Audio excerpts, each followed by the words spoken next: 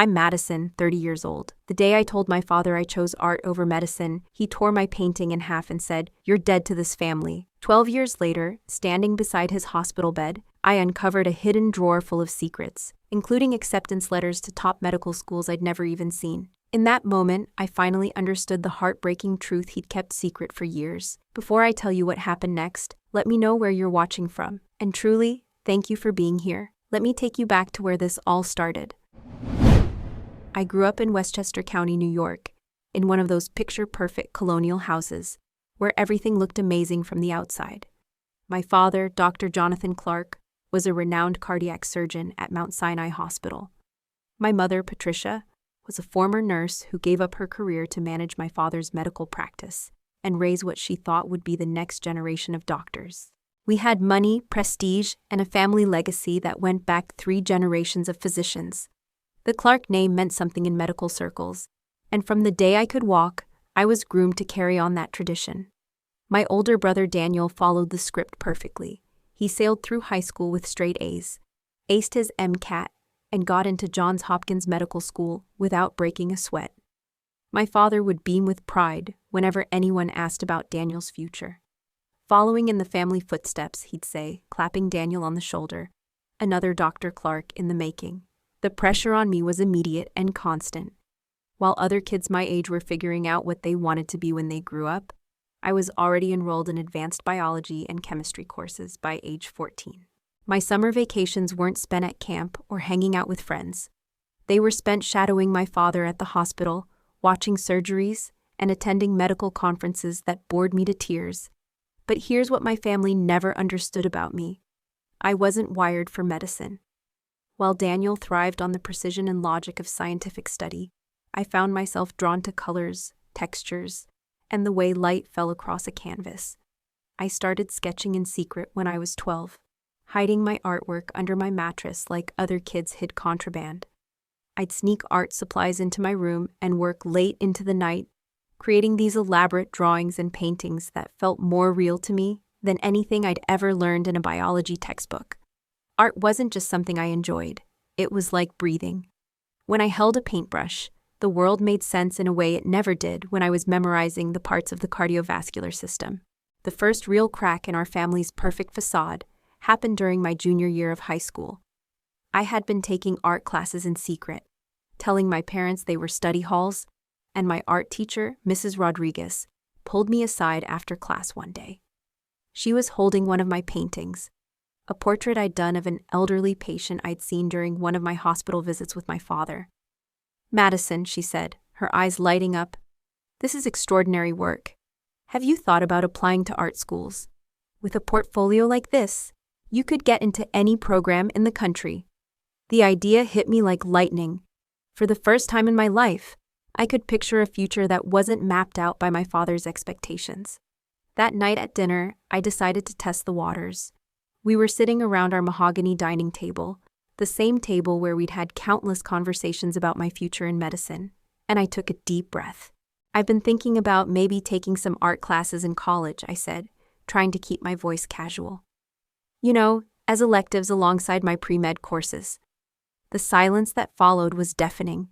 My father set down his fork and looked at me like I'd just announced I was dropping out of school entirely.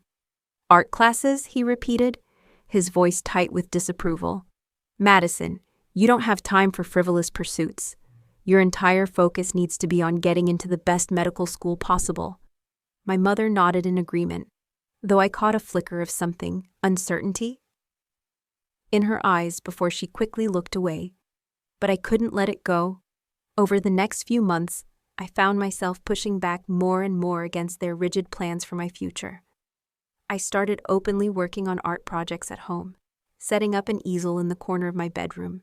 I researched art schools and even went so far as to request information packets, which I hid in my closet like teenage contraband. The tension in our house became palpable. My father would walk past my room and see me painting, and his jaw would clench. "You're wasting time that should be spent studying," he'd mutter. "This art phase needs to end." But it wasn't a phase, and deep down, I think we both knew it. The breaking point came during my senior year. I had been accepted to several colleges with strong pre-med programs, just as my father had planned. But I had also secretly applied to art schools, including the Rhode Island School of Design and the Savannah College of Art and Design. I was terrified but determined to at least explore my options. One afternoon in March, I was in my room working on what would become my final painting in that house, a self-portrait that showed me standing at a crossroads, one path leading toward a hospital and the other toward an art studio. My father walked in without knocking, took one look at the painting, and something in him snapped. "This ends now," he said, his voice colder than I'd ever heard it. "You will not embarrass this family by throwing away generations of legacy for some childish fantasy." He grabbed the painting off my easel, and before I could stop him, he had torn it in half. 12 years later, I can still hear the sound of that canvas ripping, still feel the way my heart broke in that moment. "I won't let you disgrace the Clark name," he continued, pieces of my artwork falling to the floor. "You will go to college, you will excel in your pre-med courses, and you will become a doctor. End of discussion." I stared at him, this man who was supposed to love and support me, and realized that to him, I wasn't a daughter. I was just another piece of his legacy to be controlled and molded. That night, I made a decision that would define the next 12 years of my life. I couldn't live under his suffocating expectations anymore, and I couldn't pretend to want a future that felt like a prison sentence. I called my art teacher, Mrs. Rodriguez, and told her I needed help applying to art schools immediately. She stayed up with me until 3 in the morning, helping me put together portfolio submissions and fill out applications. 2 weeks later, I received acceptance letters from 3 different art programs, including a partial scholarship to the San Francisco Art Institute. I knew I had to tell my parents, but I also knew it would destroy everything. I'll never forget the family meeting that changed everything. It was a Sunday evening in April, and we were gathered in my father's study, surrounded by his medical degrees and awards that lined the mahogany walls. I had rehearsed what I was going to say 100 times, but when the moment came, the words felt clumsy and inadequate. "I've been accepted to the San Francisco Art Institute," I began, my voice barely above a whisper. "They're offering me a scholarship, and I want to accept it." The reaction was immediate and devastating. My father's face went through a series of expressions: shock, disbelief, and finally, cold fury. "Absolutely not," he said, standing up from behind his desk. "I forbid it. You will not throw away your education and this family's reputation for some ridiculous art school in California." But I had found my voice, and for the first time in my life, I wasn't backing down. "This isn't your decision to make," I said, surprising myself with the steadiness in my tone. "I'm 18 years old, and this is my life." That's when my father said the words that would haunt me for the next 12 years. "If you walk out that door to pursue this nonsense, you are no longer my daughter." The Clark family has no place for failures and disappointments. My mother sat silent through the entire exchange, tears streaming down her face, but she never spoke up. She never defended me or tried to find a middle ground. Her silence hurt almost as much as my father's ultimatum. I left that night with 2 suitcases and my art supplies, taking a Greyhound bus to San Francisco with $300 in my savings account, and no idea how I was going to survive. My father's final words as I walked out the door were burned into my memory. "Don't come crawling back when you realize what a mistake you've made. You're dead to this family." I turned around one last time and saw my mother standing in the doorway, her hand pressed to her mouth, but she didn't say goodbye. The door closed behind me with a finality that echoed through my chest, and I didn't look back. The first few years in San Francisco were the hardest of my life, but they were also the most transformative. I worked 3 jobs to pay for school, waiting tables at a diner near campus, cleaning office buildings at night, and posing as a figure drawing model for extra art classes. I lived in a tiny studio apartment in the Mission District that was barely bigger than my childhood closet, but it was mine. Every rejection letter from my family, every holiday spent alone, every birthday that passed without a phone call, strengthened my resolve. I wasn't just learning to paint and sculpt.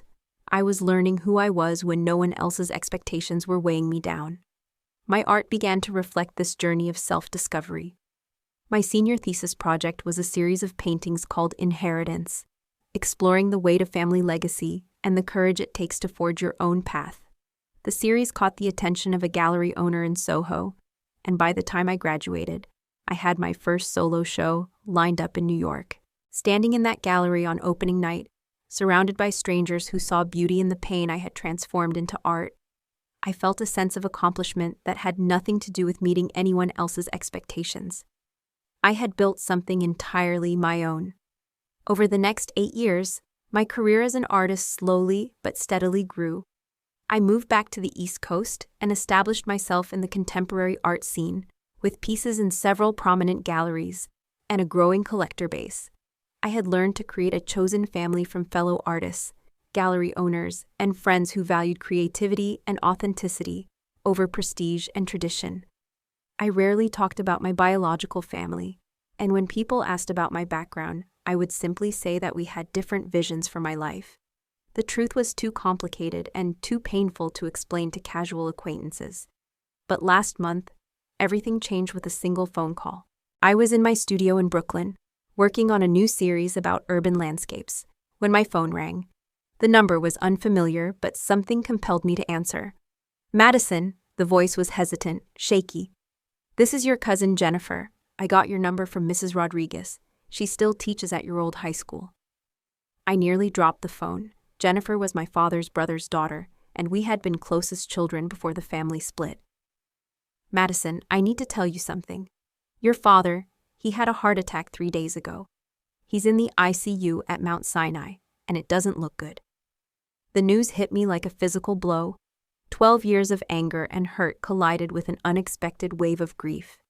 Despite everything that had happened between us, this was still the man who had taught me to ride a bike, who had read me bedtime stories when I was little, who had once been my hero before he became my opponent. "I thought you should know," Jennifer continued. "I know things have been complicated, but he's been asking for you. He keeps saying your name." I hung up the phone and stared at my half-finished painting, suddenly unable to focus on anything except the image of my father lying in a hospital bed, perhaps dying without ever knowing how my life had turned out.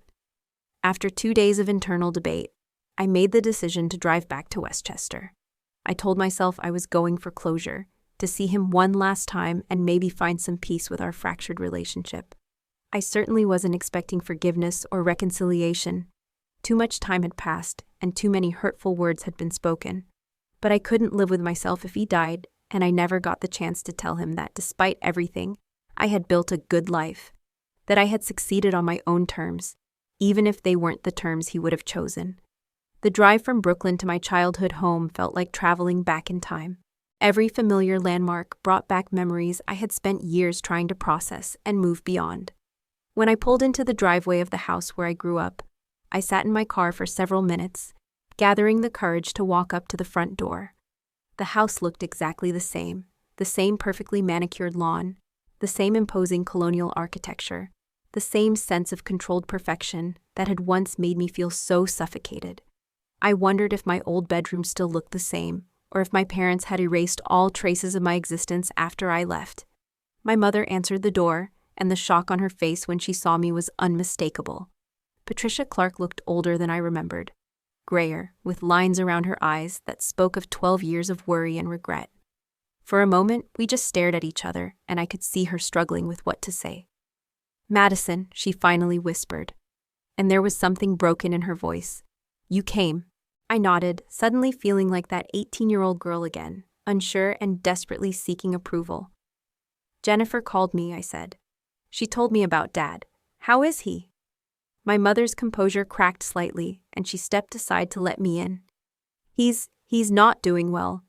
The doctors say the next 48 hours are critical." Walking back into that house was surreal. Everything was exactly as I had left it 12 years ago. The same furniture, the same family photos lining the hallway, the same lingering scent of my mother's lavender potpourri. But there was something different in the atmosphere, a heaviness that hadn't been there during my childhood. As I followed my mother toward the kitchen, I noticed that all the family photos still included me. Pictures from my high school graduation, family vacations, even some of my childhood artwork were still displayed on the mantelpiece. It was as if they had frozen my existence at the moment I left, unable to move forward but unwilling to erase me completely. "I've missed you every single day," my mother said suddenly, stopping in the middle of the hallway and turning to face me. Tears were streaming down her cheeks, and for the first time in 12 years, she looked like the woman who used to comfort me after nightmares and celebrate my small victories. I wanted to call you so many times, but your father, he made me promise. He said it would only make things harder for everyone. The pain in her voice was evident, and I realized that she had been a victim of my father's rigid expectations just as much as I had been. Mom, I started to say, but she held up her hand. There are things you need to know, she said. Things your father made me swear I would never tell you, but he's dying, Madison, and I can't carry these secrets anymore. That's when she told me about Daniel, my perfect older brother, the golden child who had followed every one of my father's plans to the letter, had dropped out of medical school during his residency. He had been struggling with severe anxiety and depression, unable to handle the pressure of living up to the Clark legacy, and had suffered what his professors called a complete nervous breakdown. Instead of getting him help and support, my father had quietly covered up the situation, bribing school officials and pulling strings to keep Daniel's failure out of the medical community gossip mill. Daniel now lived in Oregon, working as a park ranger and having minimal contact with our parents. Your father couldn't handle having 2 children who didn't fulfill his vision, my mother explained. Daniel's breakdown nearly destroyed him, but at least Daniel had already made it through medical school. With you, he felt like he could still control the outcome. The revelations kept coming. My mother led me upstairs to my father's study, the same room where we had our final confrontation 12 years ago. She pulled out a key and unlocked the bottom drawer of his desk, a drawer I had never seen open during my childhood. Inside were dozens of newspaper clippings, magazine articles, and printed emails, all about me and my art career. My father had been following my success obsessively, collecting every review of my gallery shows, every mention of my work in art publications, every photograph of me at gallery openings. There were printouts of my website, photos of my paintings, and even a guest book from one of my shows that someone had apparently mailed to him. He was so proud of you, my mother said, her voice barely audible. But he was also terrified of admitting he had been wrong. Every time your name appeared in an art magazine or newspaper, he would clip the article and add it to this collection. He knew about every gallery show, every award, every success you've had. He just couldn't figure out how to bridge the gap he had created. I stared at the overwhelming evidence of my father's secret obsession with my life, feeling a mixture of vindication and profound sadness. All these years, I had assumed he had written me off completely, that I had become a non-entity in his world. But this collection told a different story. It showed a man who was too proud to admit his mistakes, but too connected to his daughter to truly let her go. But that wasn't even the most shocking discovery. Hidden beneath all the clippings and articles was a manila folder labeled with my name. Inside were the medical school acceptance letters I mentioned at the beginning of this story. 12 different acceptances, including Harvard, Johns Hopkins, and Yale. Each letter was unopened, each opportunity unknown to me. As I read through them, my hands shaking with a mixture of rage and disbelief, my mother explained what had really happened during my senior year of high school. Your father intercepted all your college mail, she admitted. He was convinced that if you knew about these acceptances, you would feel obligated to choose medicine out of guilt or family pressure. He thought he was protecting you from making a decision based on duty rather than desire. The irony was devastating. My father had been so afraid that I would choose medicine for the wrong reasons that he had hidden evidence of my academic achievements from me entirely. In his twisted logic, he believed that by concealing these acceptances, he was giving me the freedom to choose art without the burden of knowing I was giving up prestigious medical school opportunities. But what he had actually done was rob me of the knowledge that I was capable of succeeding in either field, that I was smart enough and accomplished enough to have any future I wanted. Instead of empowering me to make an informed choice, he had manipulated the situation to create the very conflict that tore our family apart. He never stopped loving you, my mother said, as I struggled to process this information. But he didn't know how to admit that he had handled everything wrong. Every year that passed made it harder for him to reach out, because he would have had to explain not just the fight, but all the lies and manipulation that came after. I looked at the evidence spread across my father's desk. The secret collection of my achievements, the hidden acceptance letters, the careful documentation of a daughter he claimed to have disowned, and realized that our family had been living a lie for 12 years. Not just the lie of my supposed failure and disgrace, but the lie of his indifference and disappointment. The next morning, I drove to Mount Sinai Hospital, the place where my father had built his reputation and where he now lay dying. Walking through those familiar halls brought back memories of childhood visits, of watching my father command respect and admiration from his colleagues and patients. Now I was returning as a stranger, someone whose existence had been erased from the official family narrative.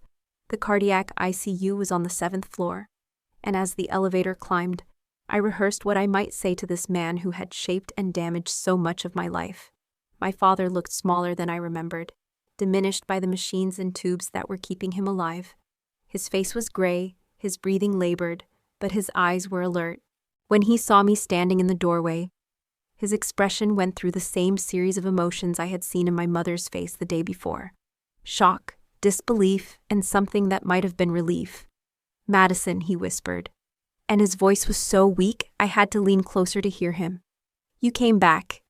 I pulled a chair up beside his bed, noting how strange it felt to be in the same room with him after 12 years of silence. "Mom told me you were asking for me," I said simply. What followed was the most honest conversation my father and I had ever had. With death hovering in the room and time running short, the pretenses and pride that had defined our relationship for so long finally fell away. He told me about the acceptance letters, confirming what my mother had already revealed, but adding details that made the betrayal even more complex. "I was afraid," he admitted, his voice barely audible above the beeping machines.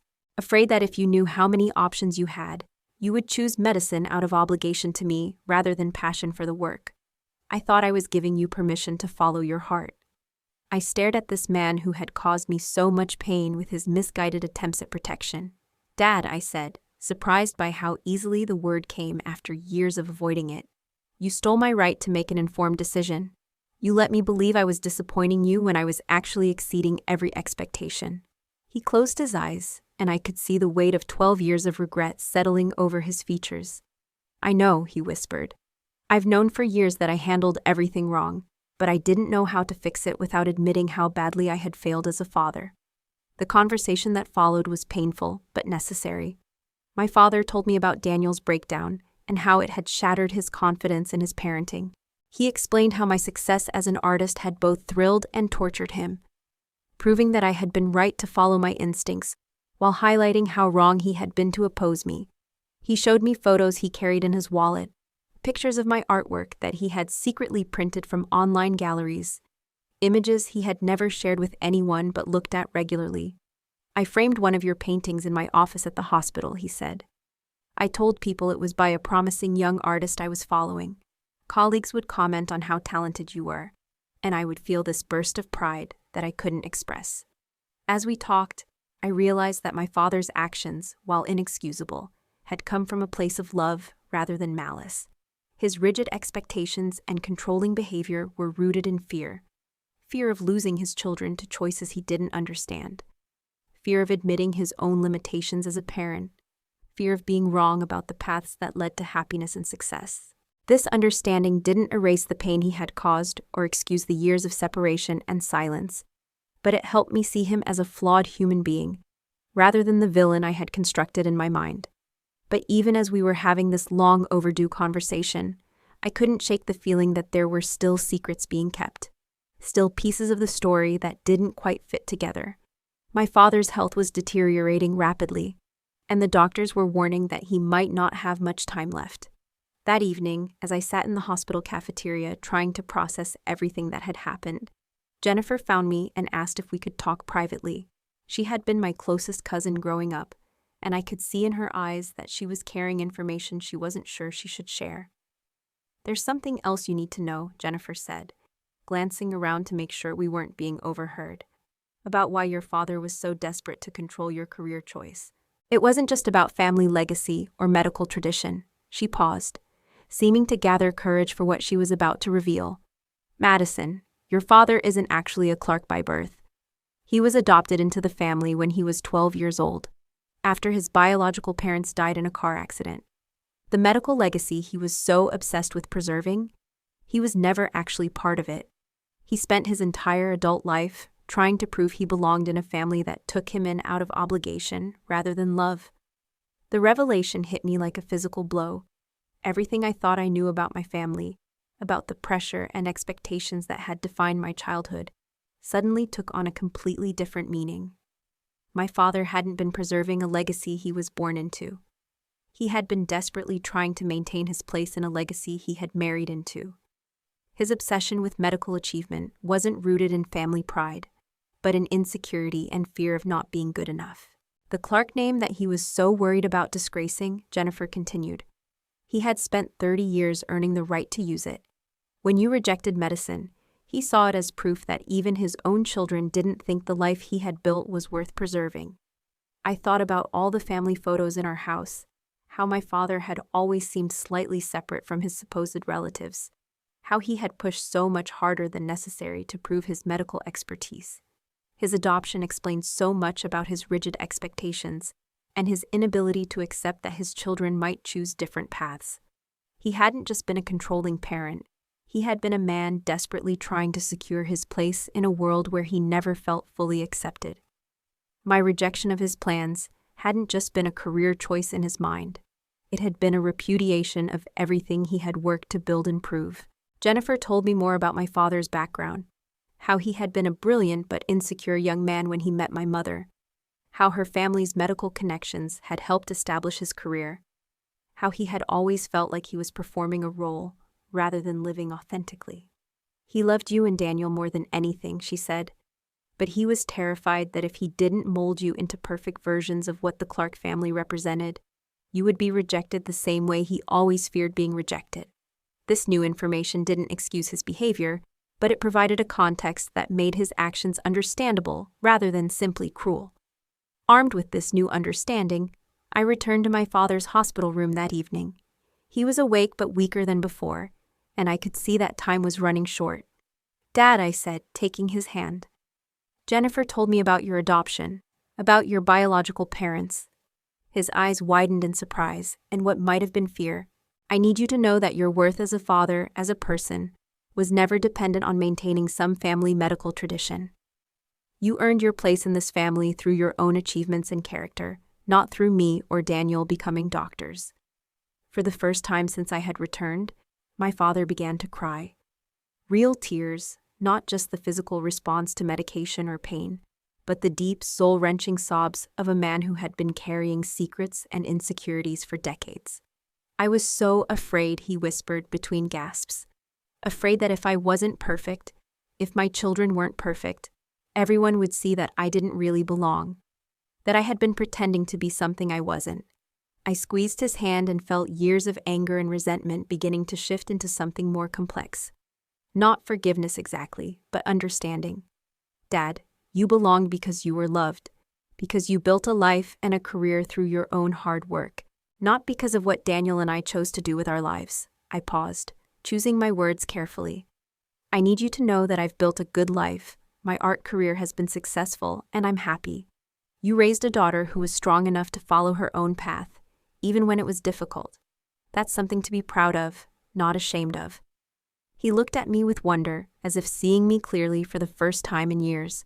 "I have been proud," he said softly. "I've been proud and terrified and ashamed all at the same time. I just didn't know how to tell you." My father died 2 days later, with my mother and me holding his hands. His last words were an apology, not just for the fight that had separated us, but for all the years of silence and secrets that had followed. As I stood in that hospital room, watching the machines that had been keeping him alive fall silent, I felt a complicated mixture of grief and relief. Grief for the relationship we had lost and the time we could never recover, but relief that we had finally been honest with each other before it was too late. The funeral was surreal. Hundreds of people came to pay their respects to Dr. Jonathan Clark, sharing stories of his medical expertise and the lives he had saved throughout his career. But as I listened to colleague after colleague praise his professional achievements, I realized that very few of them had known him as a person rather than as a physician. His entire identity had been built around his career, and in trying to protect that identity, he had nearly destroyed the most important relationships in his life. After the funeral, my mother and I began the difficult process of sorting through my father's belongings. In his desk at home, we found more evidence of his secret pride in my career, reviews he had printed and annotated, photos of my artwork that he had researched and cataloged, even a business card from my gallery that he had apparently requested but never used to contact me. Most surprising of all was a letter he had written but never sent, dated just 6 months earlier, in which he attempted to explain his actions and express his pride in my accomplishments. "My dear Madison," the letter began, "I know I have no right to reach out after all these years of silence, but I need you to know that not a day has passed that I haven't thought about you and wondered about your life. I have followed your career from a distance, and I am amazed by the talented, successful woman you have become. I was wrong to oppose your dreams, wrong to issue ultimatums, and wrong to let my pride keep us apart for so long. I don't expect forgiveness, but I need you to know that you were never a disappointment. You were always exactly the daughter I should have been proud to have." Reading that letter was both healing and heartbreaking. It represented the conversation we might have had if my father had found the courage to reach out while he was still alive. The reconciliation that had been possible all along if pride and fear hadn't stood in the way. But it also made me realize that the healing I needed didn't depend on his words or approval. It had to come from within myself, from accepting that I had made the right choices regardless of whether he could acknowledge them. In the weeks following my father's death, I found myself re-examining not just our relationship, but my entire understanding of family, success, and belonging. The medical school acceptance letters that had been hidden from me for 12 years became symbols not of lost opportunities, but of my father's complicated love and misguided protection. I could have been angry about the paths not taken, the prestigious programs I never knew were available to me, but instead I felt grateful for the path I had chosen. My struggles as a young artist in San Francisco, the years of financial hardship and self-doubt, had shaped me into someone who understood the value of pursuing authentic work over easy success. My mother and I began to rebuild our relationship, carefully and honestly addressing the years of silence and the secrets that had kept us apart. She told me more about Daniel's struggles and their ongoing efforts to reconnect with him. She also revealed her own regrets about not standing up to my father's rigid expectations, about prioritizing family peace over her children's individual needs. "I should have fought for you," she said during one of our long conversations. "I should have insisted that your father respect your choices, even if he didn't understand them. I failed you as much as he did, just in a different way." These conversations were painful, but necessary. They helped me understand that my parents' failures hadn't been rooted in lack of love, but in fear and insecurity that had prevented them from expressing that love in healthy ways. This understanding didn't erase the pain of the lost years or excuse their actions, but it allowed me to see them as flawed human beings, rather than the villains or heroes I had constructed in my mind. Most importantly, it freed me from the need for their validation to feel successful or worthwhile. 6 months after my father's funeral, I organized a gallery show in New York, dedicated to his memory. The centerpiece was a series of paintings exploring themes of legacy, identity, and the courage required to be authentic in the face of expectations. One painting showed a young woman standing at a crossroads, similar to the self-portrait my father had torn years earlier, but this time both paths led toward light, rather than conflict. Another depicted a medical diploma, transforming into an artist's palette, representing the idea that success comes in many forms, and that one person's dreams don't have to define another person's worth. The opening night of the show was emotional for many reasons. My mother came, proudly introducing herself to visitors as the artist's mother and sharing stories about my childhood creativity. Daniel flew in from Oregon, and we had our first real conversation in over a decade. He looked healthy and peaceful in a way I didn't remember from our childhood, and he told me about his work as a park ranger and his journey toward mental health. "Dad's expectations nearly killed me," he said as we stood in front of one of my paintings. "But watching you stand up to him gave me permission to save myself, even if it took me longer to find the courage." Most surprisingly, several of my father's former colleagues attended the show. They had learned about my career through the newspaper coverage of the exhibition, and many of them expressed amazement at discovering this hidden aspect of Dr. Jonathan Clark's life. "He never told us he had a daughter who was an artist," one of them said. "But now that I think about it, He did have that beautiful painting in his office. He was always very secretive about where it came from. Hearing these stories helped me understand that my father's pride in my work had been real, even if he couldn't express it directly. As I look back on this entire experience now, almost a year later, I realized that the most important discovery wasn't the hidden acceptance letters or my father's secret collection of my achievements. It was the realization that I had spent 12 years seeking validation from people who were too damaged and afraid to give it freely, when the only validation that truly mattered had to come from within myself. My father's approval or disapproval didn't change the quality of my work or the satisfaction I found in creating it. His inability to express pride in my choices didn't diminish the value of the life I had built on my own terms. The letters from medical schools that I never knew about became a powerful reminder that we often have more options and opportunities than we realize. But that doesn't mean we chose the wrong path. I could have been a doctor, and maybe I would have been successful at it, but I became an artist instead. And that success feels authentic in a way that meeting someone else's expectations never could have. The path I chose was harder in many ways, but it was mine, and that ownership made all the difference. Today I'm sharing this story not because I want sympathy or because I think my family's dysfunction was unique, but because I know there are people out there who are struggling with similar conflicts. Maybe you're facing pressure to follow a path that doesn't feel right for you. Maybe you've been cut off from family because you made choices they couldn't understand. Maybe you're carrying secrets and regrets that feel too heavy to bear alone. I want you to know that it's possible to build a meaningful life, even when the people who are supposed to support you can't or won't. The most important thing I learned through this experience is that family love doesn't always look like acceptance, and acceptance doesn't always look like love. My father loved me deeply, but he couldn't accept my choices. My mother accepted me but struggled to love me in a way that felt supportive rather than conditional. Learning to distinguish between these different types of connection helped me understand what I needed from relationships and what I could realistically expect from the people in my life. I also learned that forgiveness doesn't require forgetting, and healing doesn't require reconciliation.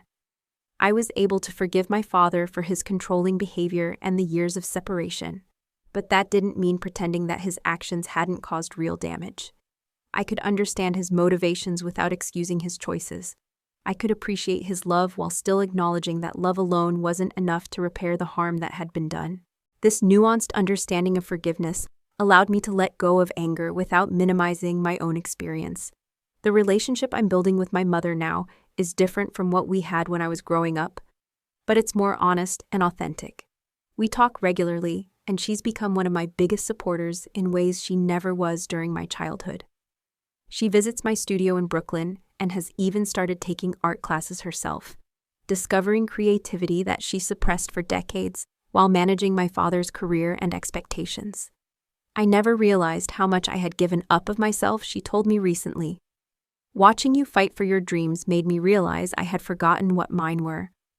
Daniel and I have also reconnected in meaningful ways. He's thriving in his work as a park ranger, having found peace in nature that he never experienced in medical school. We talk about our childhood now with perspective and humor, recognizing how the pressure we both felt shaped us in different ways. "You were always braver than me," he said during his last visit to New York. "I followed Dad's plan until it nearly destroyed me, but you had the courage to say no from the beginning." I reminded him that courage looks different for everyone, and that his decision to prioritize his mental health and find work that made him happy was just as brave as my decision to leave home at 18. The most unexpected outcome of this entire experience has been the relationships I've built with people who understand the complexity of family dynamics and the courage required to live authentically. Through my art and the stories I've shared about my journey, I've connected with others who have faced similar challenges. Some are artists who struggled against family expectations. Others are doctors who left medicine to pursue different careers. And many are simply people who had to choose between family approval and personal authenticity. These connections have taught me that the desire for family acceptance is universal, but so is the need for individual expression and choice. The stories people have shared with me range from heartbreaking to inspiring, but they all demonstrate the human capacity for resilience and growth. One woman told me about leaving her family's religious community to pursue a career in science. A man shared how he had been disowned for choosing social work over his family's business empire. A young artist described the ongoing struggle of being financially supported by parents who constantly criticize her creative choices. What strikes me about all these stories is how often family conflict arises, not from lack of love, but from different definitions of success and security. Parents who push their children toward traditional careers often do so because they want to protect them from struggle and uncertainty, not because they want to crush their spirits. Children who rebel against these expectations aren't necessarily rejecting their family's values, but asserting their right to define those values for themselves. The tragedy is that both sides often want the same thing: love, security, and happiness, but they have different ideas about how to achieve it. Through my own experience and the stories others have shared with me, I've learned to recognize the difference between supportive challenge and destructive control. Supportive challenge involves questioning someone's choices while still respecting their autonomy. It means offering advice and perspective, while accepting that the final decision belongs to the other person. Destructive control, on the other hand, involves ultimatums, manipulation, and the withdrawal of love when someone doesn't comply with expectations. Learning to identify these patterns has helped me set healthier boundaries in all my relationships. One of the most healing aspects of sharing my story publicly has been the response from other parents who recognize themselves in my father's behavior. Several people have reached out to tell me how my experience motivated them to repair relationships with their own children. One mother wrote to say that she had been estranged from her son for 3 years after he dropped out of law school to become a musician, and that hearing my story gave her the courage to reach out and apologize. I realized I was so afraid of him failing that I couldn't see he was already succeeding, she wrote. I don't want to be on my deathbed with a drawer full of secrets like your father was. These responses have given my painful experience a sense of purpose that extends beyond my own healing. If my story can help even one family avoid the years of separation and regret that marked my relationship with my father, then the decision to share it publicly feels worthwhile. It's also helped me understand that my father's behavior, while harmful, wasn't unusual. Many parents struggle with the transition from protecting their children to respecting their choices, and many children struggle with the balance between honoring their families and honoring themselves. The gallery show I organized in my father's memory has become an annual event, evolving into a broader exhibition about family relationships and personal authenticity. Each year, I invite other artists to contribute pieces that explore themes of legacy, expectation, and individual choice. The show has become a gathering place for people who have faced similar challenges, a space where difficult family dynamics can be discussed openly and without judgment. It's also become a fundraiser for scholarships that support young artists whose families can't or won't support their creative education. This year's show featured a piece by a young man whose traditional Korean family had cut off contact when he chose dance over engineering. His installation included family photos that gradually dissolved into abstract movement, representing the transformation of family identity through individual choice.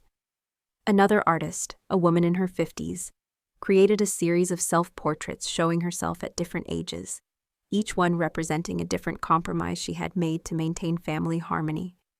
The final portrait showed her as she is now, older, grayer, but finally authentic. The raw honesty of these pieces creates conversations that extend far beyond the art world, touching on universal themes of identity, belonging, and the courage required to live truthfully. Working on this annual exhibition has also helped me process my own ongoing relationship with my father's memory. I no longer think of him as simply the man who tried to control my life, or the father who couldn't express his love appropriately. He was a complex person who struggled with his own sense of belonging and worth, and who unfortunately projected those struggles onto his children. Understanding this doesn't excuse his behavior, but it helps me see him with compassion rather than anger. It also helps me recognize the ways his struggles might have influenced my own approach to relationships and success.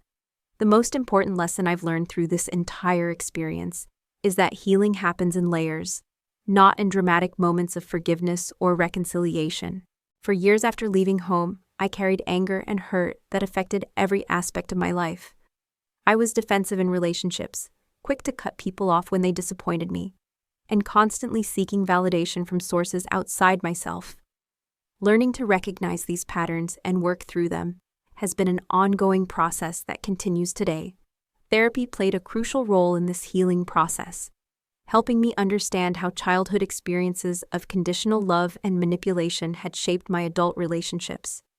I learned to identify when I was seeking approval from others, to fill gaps that could only be filled by self-acceptance. I also learned to recognize the difference between healthy conflict and destructive criticism, skills that have improved every relationship in my life. Most importantly, I learned that my worth as a person isn't dependent on anyone else's ability to see or acknowledge it. The decision to pursue art despite my family's objections taught me that following your authentic path requires ongoing courage, not just one moment of dramatic choice. There have been countless times over the past 12 years when I've doubted my decision, when financial stress or professional rejection made me wonder if my father had been right about the impracticality of an artistic career. But each time I've recommitted to my choice, I've grown stronger in my conviction that authenticity is worth more than security or approval. I've also learned that success comes in many forms, and that the metrics other people use to measure achievement might not be the right ones for you. My father measured success through prestige, financial security, and social recognition. Those aren't bad things, but they weren't enough to make me happy or fulfilled.